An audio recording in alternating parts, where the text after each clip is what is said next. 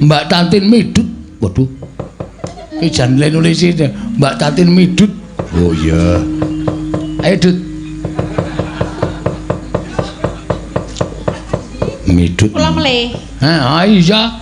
Rumasane nyake. Mbak Tatin Midut. Kagem Mbak Tatin.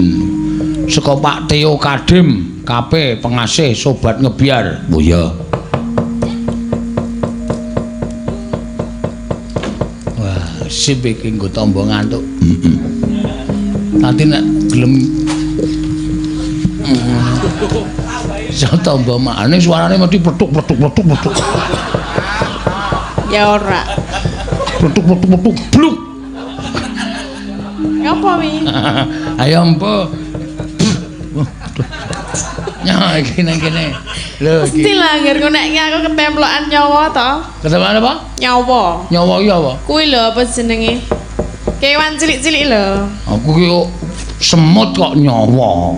Ya apa to jenenge mbuh kuwi? Kepik. Apa? Kepik. Endi? Iki kabanget lho cilik-cilik nang kene iki. Mau ana sing mlebu wedangku ora ngerti nek panas. Tak syukurke. Wong tak ler kok nggo mlebu kepik modiar kowe iki. Iki batang nang kene iki saiki iki. Iki apa? Lho, ya ora urip iki wong panas ngencang-encang aku ilate lara kok areng melu ngombe. Aneh-aneh ora. Ora. Waduh. Mlebu meneh. Tin pindho wisan mlebu. Yo. Nanti. Hah? Kok mbok rasok mancing suasana kowe. Lah piye? Esuk dikon nembang kok yo nendi. Ngono aku muni tidur ngono kok ya, Ma. Ya nanti. Hah? Ya nanti. Ya, engko aku kaget langsung dikendhaleni lho ya. Kaya mau kae lho nek aku. Weh lah, ayo. Ngono ya. Kuwi apa to jane? Wah, ora tanggap nyonya tambani sik ditik. Ya. Asik dodong kemekelen kok dengarane. Iya. Ayo dibawani podang kuning. Bawane sing pucung mawon nggih. Apa? Pucung. Aku bingung ngono ta? Nggih. Anu ngurus manuk ngono ta. Ya ora apa-apa. Aku bingung.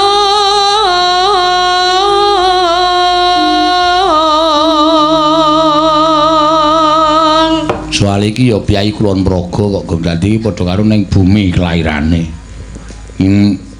Dalan gedhe kan mau ngidul bablas terus tekan desa sing isine wong Batak kabeh. Kok Nanti kuwi Nainggolan. Nanggulan. Nah, Jawane Nanggulan ning asline biyen Nainggolan. Nanggulan tak mriku niku nek kula Sentolo kok. Iya Karang Nanggulan ngidul engko jedule Sentolo. Oh, saradong ora.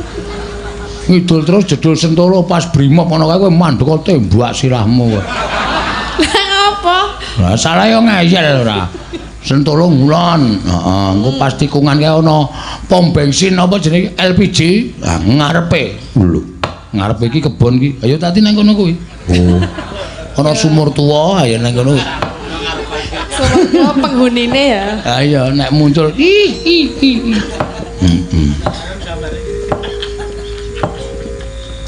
Ayo. Saben dina mikir manuk.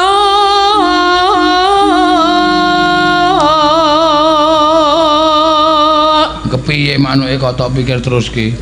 Ora gelem manggung e. Wah, ayo men kurang pinter le methete. Lah piye? Le meteti piye? Ora muni ngono kok. Karang ngono. Kroto ki aja keke sak jimpit. Ora kroto kok sak biyukan sak gegem ayo mendem manuke. Ha iya, kroto ki menggo manaske awak. Nek carane menungso ki madu. Madu sak sendok wae, stamina iso oke. Madu sak botol. Ayo mangsur. Ha iya. Manuk tak pakani pelet e. Hah? Pelet. Manuk apa kowe nganggo pelet iki?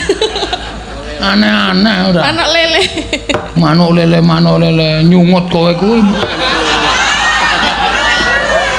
Njur nyungut. Lele ana sungute. Ha iya. Tak padi patil kapok kowe. Mikir manuk podang.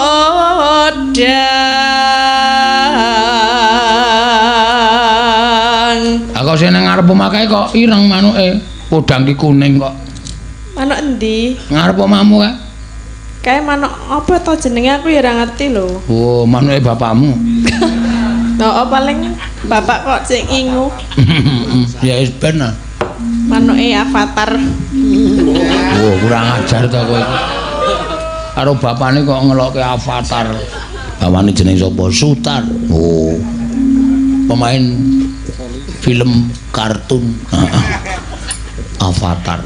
Mula nang omah nggawa toya. Oh iya. Apa to ya? Tongkat. Oh, desit banget. Aku ya ngerti toya iki ngerti ku banyu. Hah? Toya iki banyu. Toya kuwi. Toya iki kae sing nggo silat kae nggo wusu. Agawe kreketing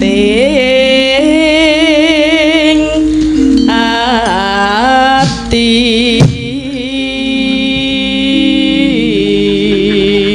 Kok cangkemmu kaya leng apa ya? Lah mlebu terus e. Masa kon ora omong. Iki lho, Truk. Iki. Ora apa-apa nek kaya ngene watune duwalang sangit. Ceprek. Apa?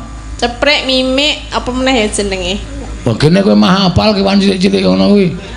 Lah ya jenenge ngono kuwi ketoke. Iki ceprek iki. Tak jungkatane. Kok dijungkati? Ra nyambung lho. Ajare nyeprek. Mbah, ra omong. Kowe sing tadongi kowe. Lah ya piye wong kewan kok dijungkati iki? Rumahmu kewan ora ndek rambut to? Duwe iki. Lho tak dudu iki. Lho iki sing gondrong. Lho, wah, iki sing gundul.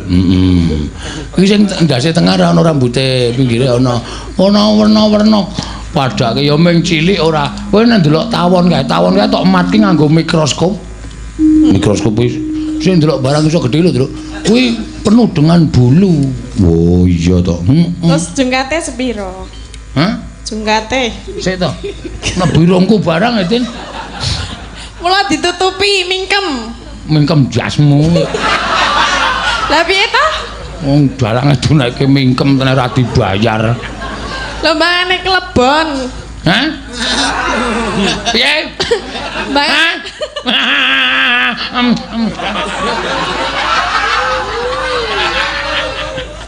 Kuwi apa to jane? Hah? Ora apa-apa. Mangan bangku lho. Aku tahu mripatku klebon. Walang sange dhewe melu ta kowe mbiyen? Melu. Ah, ning ganjuran kae. Zaman kae to? Heeh. Ana kae to? Mak bleng ngono kuwi tak kedhepe ngene iki mah nguyu to. Wah, nang mata panas banget aku langsung digotong karo Pak Dokter. Tak kira arep disuntik matane ditokke suntik bun ming disemprot banyu anget. Kok ora disuntik ya? Ora, wae men picak. Seneng aku nek kowe picak, nek aku seneng kok nek aku picak. Mboten lho ben mari nek wong lara ya disuntik ngono lho. Ming disemprot banyu anget ya lho terus ilang periye iku umpure tenan. Aku terus dendam.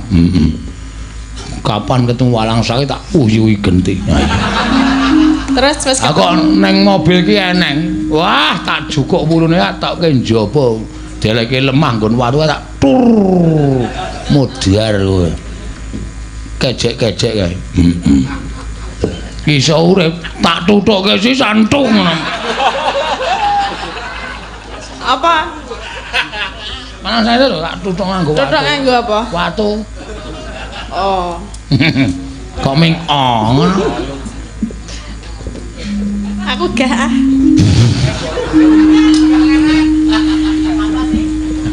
Apa sih? Gaya tenan nek muni basa Indonesia kemayu tenan ya asli tenan. Oke sing do nganti go kepencut kok Tatin iki ono sing WA aku lho Gong Tatin itu kalau gara-gara suruh bahasa Indonesia saja. Wah, malu-maluin.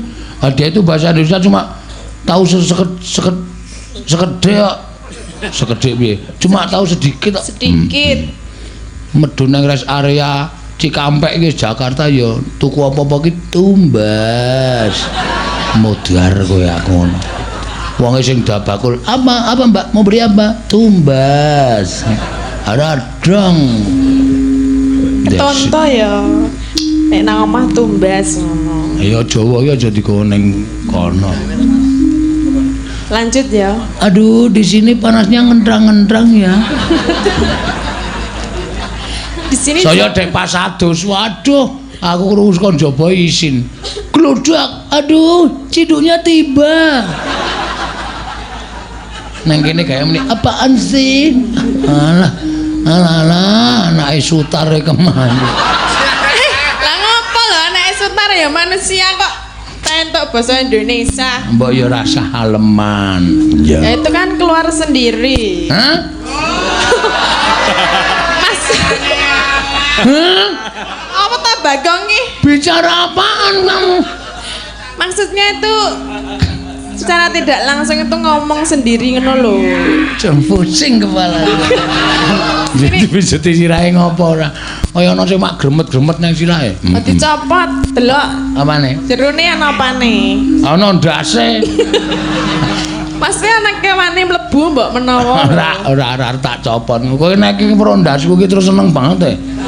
Mergane apa? Embo, kaya arep tok liling kae lho rasane.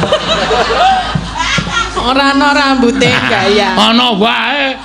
Mangsane ora manis ya, tak semir e. Waduh, disemir ora. Mer putih ya. Ya ben ya. Rambute semir putih. Ha iya, kuwi jenenge wan ora semir. Mentre. Cek gatelan po. Ijek. Aku apa mau tak lak kita tin. Weruh lho, piye tak kukurke apa piye? Nya. Koyo lan. Nya, tenan. Ya ini ki nak mandane aja.